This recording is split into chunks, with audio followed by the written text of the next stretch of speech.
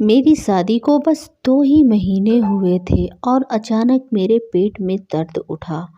मेरी सास मुझे डॉक्टर के पास ले गई और चेकअप के बाद डॉक्टर ने जो कुछ मुझे बताया उसे सुनकर मुझे अपने कानों पर विश्वास नहीं हो रहा था। डॉक्टर ने कहा उनकी डिलीवरी का समय आ गया है, इन्हें जल्द ही डिलीवरी रूम में ले जाना पड़ेगा। मुझे ले गया गया कि यह सुनकर मेरा पति मुझे तलाक दे देगा, लेकिन उसने तो मेरे हाथों में हाथ लेकर कहा, चिंता मत करो, सब कुछ ठीक हो जाएगा। मैंने एक बच्चे को जन्म दिया, पर मुझे अभी भी विश्वास नहीं हो रहा था कि यह बच्चा मेरा है, क्योंकि शादी से पहले मेरा किसी लड़के के साथ कोई रिश्ता नहीं था। मैं उस बच्चे को बिल्कुल भी अपने पास नहीं लेती थी, पर हैरानी जब होती थी जब मेरी सास रोती हुई मेरे से माफ़ी मांगती। उनके ऐसे बर्ताव को जानने के लिए मैंने एक दिन उनके फ़ोन से अपने पति को मैसेज किया और उन्हें जो रिप्लाई दिया उसे पढ़कर तो मेरे होश उड़ गए। मेरा नाम संजू है। मैं दिखने में बिल्कुल भी सुंदर नहीं थी। आंखों के चारों तरफ काले गहरे साफ नज़र आ रहे थे। बाल थोड़े थोड़े सफ़ेद हो गए थे। मैं थोड़ी मोटी भी थी और एक पैर से लंगड़ाती भी थी। पर हैरानी इस बात की थी कि मेरे कमरे में जो तस्वीर थी उसमें मैं बहुत सुंदर नज़र आ रही थी। मेरी भाभी मुझे 6 साल की छोटी थी, फिर भी उनकी शादी हो गई। मुझे ऐसे चिंता में देखकर कहती, आप चिंता मत करो, एक दिन आपको कोई ना कोई पसंद ही कर लेगा। एक दिन मैं पूजा कर रही थी, तभी दौड़ी दौड़ी भाभी मेरे पास आई और कहने लगी कि दीदी जल्दी से तैयार हो जाओ, आपको लड़के वाले देखने आ रहे हैं। मैं भाभी से कहने लगी कि मुझे जैसी लड़की को कौन पसंद करेगा। अगर अपने बच सच्चे अग- अगर आपने सच्चे दिल से भगवान से प्रार्थना की होगी तो यह लड़का आपको ज़रूर पसंद करेगा। मैं तैयार होकर हॉल में आई। वहां देखा कि लड़का और उसकी माँ बैठे हुए थे। लड़के की माँ ने बड़े प्यार से मुझे बुलाया और अपने पास बैठाया। लड़की खुद देखकर लग रहा था मैंने उन्हें कहीं देखा है। मैं भगवान से प्रार्थना कर रही थी कि यह लोग मुझे पसंद कर ही लें, और उतने में लड़के की माँ बोली, हमें लड़की पसंद है। अगर आप लोगों को कोई दिक्कत ना हो तो अभी अंगूठी पहनाना चाहते हैं। दोनों तरफ से हाँ हो गई और जल्दी से जल्दी शादी तय कर दी गई और शादियाँ की तैयारियां भी शुरू हो गई। मैं अपने घर वालों को साफ साफ कह दी थी कि मुझे शादी धूमधाम से नहीं करनी है, क्योंकि मुझे डर था कि मैं बदसूरत होने के कारण लोग मुझ पर हंसेंगे। मेरी शादी हुई तो मैं एक प्रदीप की पत्नी बनकर उनके घर आई। मैं बहुत खुश थी। थोड़ी देर में प्रदीप कमरे में आते हैं। वह भी खुश नजर आ रहे थे। उसने मेरा हाथ अपने हाथों में लिया और कहा कि निशा, थैंक यू मेरी ज़िंदगी में आने के लिए, और एक गिफ्ट के तौर पर एक अंगूठी मुझे पहना दिए। मुझे इन बातों पर विश्वास नहीं हो रहा था कि ऐसे कैसे हो सकता है। मैं इतनी बदसूरत और मोटी होने के बावजूद भी प्रदीप ने मुझे पसंद कर लिया। उस पर उसने कहा कि इंसान का मन सुंदर होना चाहिए, बाहरी दिखावे का कोई फायदा नहीं। उसकी यह बातें सुनकर मुझे हंसी आई। प्रदीप मुझे बहुत प्यार करते थे और मेरी सास मेरी माँ की तरह ही ख्याल रखती थी। मैं बहुत मोटी हो गई थी। प्रदीप को तो बिल्कुल भी सूट नहीं होती थी, इसलिए मैं डाइटिंग के बारे में सोचा। इस पर मेरी सास कहने लगी कि तुम अगर दिखने में सुंदर दिखने लगी तो प्रदीप को यह बिल्कुल भी अच्छा नहीं लगेगा। यह बात मेरी समझ में नहीं आई। मेरी सास मुझे रोज़ प्रदीप के आने से पहले कुछ मीठा खाने को देती और मैं उनका प्यार समझकर खा लेती थी। आज उन्होंने मुझे केक खाने के लिए दिया, तभी मेरे पेट में दर्द उठा। आप आपके मेरे साथ रोज़ रोज़ अब मेरे साथ होने वाली बीमारी से मैं गुजरने लगी थी। बीमारी के तौर मुझे लग रहा था, जो अभी मुझे मीठा खाने के लिए देती मेरे पेट में दर्द उठता। प्रदीप आने तक मैं परेशान हो जाती और रात भर प्रदीप प्रदीप मेरे लिए जगह जागते रहते थे। हम दोनों को बात करने तक का मौका नहीं मिल पाता था और इस चीज़ में तो मैं बहुत परेशान हो गई थी। एक दिन मैंने सोचा कि अब मैं वह मीठा ही नहीं खाऊंगी। अब मुझे मेरी सास पर शक होने लगा था। शायद वह हमारा प्यार देखकर जलने लगी थी, इसलिए हम दोनों को अलग रखने की कोशिश करती है। मेरी सास मेरे लिए एक मिल्क शेक लेकर आई। मैंने कहा मैं कमरे में जाकर पी लूँगी, अभी मुझे उल्टी जैसा हो रहा है। उन्होंने कहा ठीक है, पर तुम पी ज़रूर लेना। मैं कमरे में लेकर गई, बिल्कुल से छुपा कर रख दिया। मुझे लगा कि आज मेरे पेट में दर्द नहीं होगा, पर मेरा अंदाज़ा गलत साबित हुआ। मेरे पेट में दर्द उठा और धीरे धीरे बढ़ने लगा। मेरी तबीयत बहुत ज़्यादा खराब होने लगी। मेरी आवाज़ सुनकर मेरी सास दौड़ी आई और प्रदीप को फ़ोन किया। प्रदीप के आने के बाद मुझे अस्पताल ले जाया गया, जहां मुझे इमरजेंसी वार्ड में एडमिट किया गया। चेकअप के बाद डॉक्टर ने कहा कि पेशेंट की डिलीवरी का समय आ गया है, इन्हें लेबर रूम में ले चलो। यह सब सुनकर मैं हैरान थी। मैं चिल्लाकर कह रही थी, ऐसा कैसा हो सकता है? मेरी शादी को सिर्फ 2 महीने हुए हैं।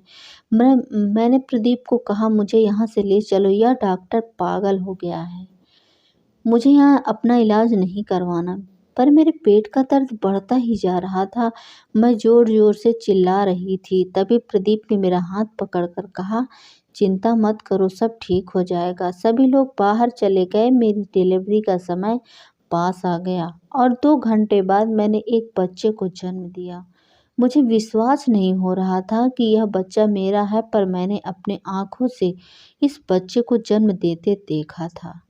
मैं डर रही थी कि अब प्रदीप का सामना कैसे करूं। वह मुझे अब तलाक दे देगा। समझ में अब मेरी कोई इज्जत नहीं रहेगी। यह सब सोचकर मैं रोने लग गई।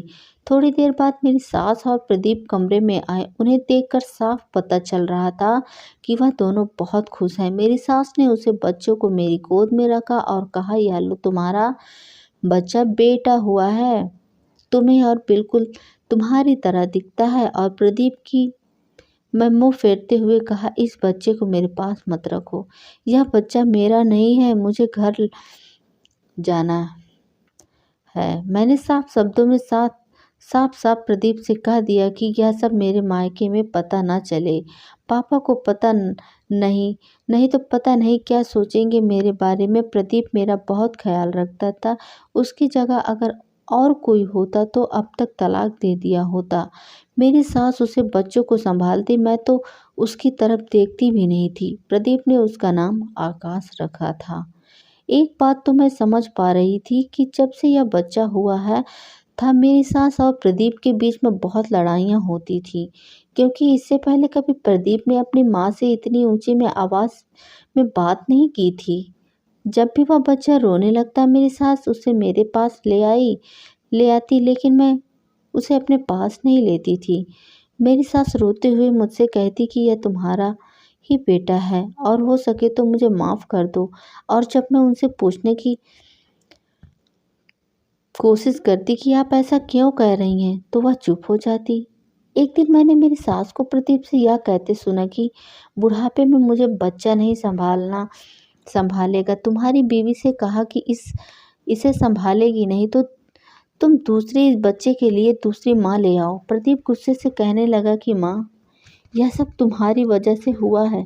अगर तुमने यह सब नहीं किया होता तो आज यह सब नहीं हो रहा होता। यह सुनकर तो मैं रोने लग गई। थोड़ी देर बाद प्रदीप मेरे कमरे में आया और मेरे रूम की प्रशंसा करने लगा। प्रदीप सही में मैं मुझे बहुत प्यार करता था। बच्चे को जन्म देने के बाद मैं सच में बहुत सुंदर में लगने लगी थी। मैं खुश थी, लेकिन मेरी सास मुझ पर शक होने लगा था। मुझे लगने लगा था कि मेरी सास जो मुझे रोज मीठा खाने के लिए देती थी, उसी की वजह से मुझे यह बच्चा हुआ। क्योंकि जब से मुझे यह बच्चा हुआ था, उन्होंने मुझे मीठा देना बंद कर दिया था। प्रदीप ने अब बच्चा संभालने के लिए एक मैम रख दी थी। वह दिन भर बच्चों की देख रेख करती। एक दिन वह मुझसे बोली, दीदी आपके साथ आपके साथ पागल है क्या? क्यों, क्या हुआ? जब आप सो रही थी तब वह आपके पैरों के पास बैठकर रो रही थी और आपसे माफ़ी मांग रही थी। मैं यह सुनकर शांत हो गई। मेरा शक अब और ज़्यादा गहरा हो गया था। जरूरी यहाँ कुछ छुपा रही होगी। उन्होंने ऐसा कुछ किया था जिसमें कि मैं 2 ही महीने में बच्चे को जन्म दे दिया था। यह सब सोचकर मेरा सर फटने लगा था। एक दिन रात में मैं पानी पीने के लिए किचन में जा रही थी। तब मैं प्रदीप और मेरी सास को बात करते हुए सुना। प्रदीप कह रहा था कि मुझे लोगों की परवाह नहीं है, मैं दूसरी शादी की है। हाँ, मैं अपनी जान से भी ज़्यादा प्यार करता हूँ। मैं उसके बिना नहीं रह सकता। प्रदीप की यह बात सुनकर मानो किसी ने खोलता हुआ तेल मेरे कानों में डाल दिया हो। मैं अपने कमरे में जाकर बैठ गई। थोड़ी देर बाद प्रदीप कमरे में आया और मुझसे कहने लगा कि थोड़ी देर पहले तो तुम्हारा मूड ठीक था, अब क्या हो गया? प्रदीप की दूसरी शादी की बात मुझे अंदर ही अंदर खाए जा रही थी, पर मैं चुप थी। मैं प्रदीप से नींद की गोली मांगी और मैं गोली खाकर सो गई। सुबह उठी तो प्रदीप ऑफिस जा चुके थे। मैं पता नहीं क्यों मेरा सर बहुत दर्द कर रहा था। सामने ही मुझे मेरी सास का मोबाइल पड़ा दिखा। मैंने वह फ़ोन लिया और प्रदीप को एक मैसेज किया, संजू का क्या करना है? मेरे दिल की धड़कनें में बढ़ गई थी। बहुत डर लग रहा था। उतने में प्रदीप का फ़ोन आता है। मेरे तो हाथ पर डर के कारण कांपने लगे थे। मैं बहुत हिम्मत करके फ़ोन उठाया। सामने से मेरे बिना कुछ बोले प्रदीप कहने लगा, माँ तुम संजू के पीछे क्यों हाथ धोकर पड़ी हो? उसने तुम्हारा क्या बिगाड़ा है? मैंने अपने मर्जी से उससे शादी की है, तुम्हें पता है ना? 2 साल पहले मैंने अपनी मर्जी से संजू से लव मैरिज की थी।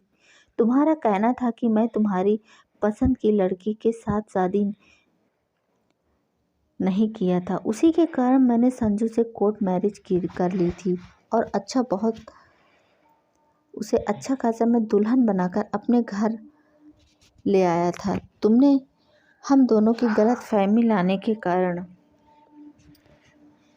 बहुत कुछ हमें अलग करने के लिए तुमने बहुत कोशिश की। जब इतना करने पर भी हम लोग अलग नहीं हुए तो तुम संजू के साथ इतना बड़ा हादसा करने की कोशिश की ताकि उसकी मौत हो जाए। तुम इतनी कठोर कैसे हो सकती हो?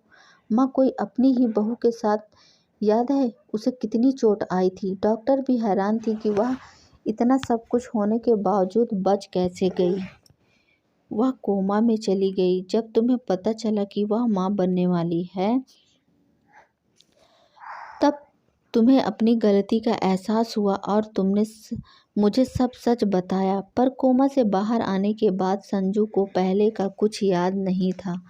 उसे तो यही लग रहा था कि उसकी अभी तक शादी ही नहीं हुई है और इसीलिए उसके माँ बाप उसे ले गए हैं। तुम्हें याद है जब संजू की भाभी का फ़ोन आया था और उन्होंने कहा था कि दीदी को फिर से शादी करके ले जाओ क्योंकि उन्हें अभी तक यही लगता है कि उनकी शादी नहीं हुई है और वह डिप्रेशन में जा रही हैं। तब हम संजू के घर फिर से उसका हाथ मांगने गए थे। जब वह शादी करके घर आए तो उसका फ़ोन हम बहुत लोग ख्याल करने लगी थी। उनकी दवाइयाँ भी तो जिम्मेदारियाँ तुम पर ही थी और तुम उसे मीठा देने के बहाने उसे समय से दवाइयाँ देती थी और तुम अब फिर से लोगों की बातों पे आ रही हो। मैं संजू की से दूसरी बार शादी की पर सिर्फ दिखाने के लिए। वह बेचारी तो अभी भी इसी सदमे में है कि वह तो 2 महीने के बाद ही बच्चे को कैसे जन्म दे सकती है और इसी वजह से उसने अपने ही बच्चे को अपने से दूर रखा है। प्रदीप यह सब जोर से बोल रहा था, फ़ोन पे बोल रहा था और मैं चक्कर खाकर वहीं पे गिर गई। आँख खुली तो मैं अस्पताल के बेड पर थी। मुझे पहले का सब कुछ याद आ गया था और मैं प्रदीप से अपने बच्चे को अपनी गोद में लिया। बस इससे बड़ा सब दुनिया में कोई और नहीं है। मेरी सास ने मुझसे माफ़ी मांगी और मैंने साफ साफ मना कर दिया था और फिर फ़िलहाल हालांकि मैंने उन्हें माफ़ भी कर दिया। यह इतना आसान भी नहीं था क्योंकि इतना सब कुछ होने की वजह से तो हुआ है। शायद भगवान भी मुझे भी माफ़ी दे दे क्योंकि जाने अनजाने में मैं भी उनसे गलती की होगी तभी तो उन्होंने मुझे इतनी बड़ी सज़ा दी थी। लेकिन कोई भी हो, किसी की भी सास इतना बड़ा अन्याय ना करे किसी के साथ, इसकी जान लेने पर भी उतारू ना हो जाए। आपसे मैं यही कहूँगी, आप किसी से भी बदला लेना चाहते हो तो आप ले लो, लेकिन किसी को जान से ना मारें, आपका अधिकार नहीं है। तो यह रही हमारी आज की कहानी। आपको कैसी लगी? आप कमेंट में ज़रूर बताएं अपनी राय, तो हमें ज़रूर दें। कम से कम हम समझ पाएंगे कि आप स्टोरी का आनंद भरपूर ले रहे हैं। और लाइक शेयर सब्सक्राइब ज़रूर कर दें और हम बेल आइकन को ज़रूर प्रेस कर दें। मिलते हैं हम नेक्स्ट स्टोरी में। Thanks for watching the video.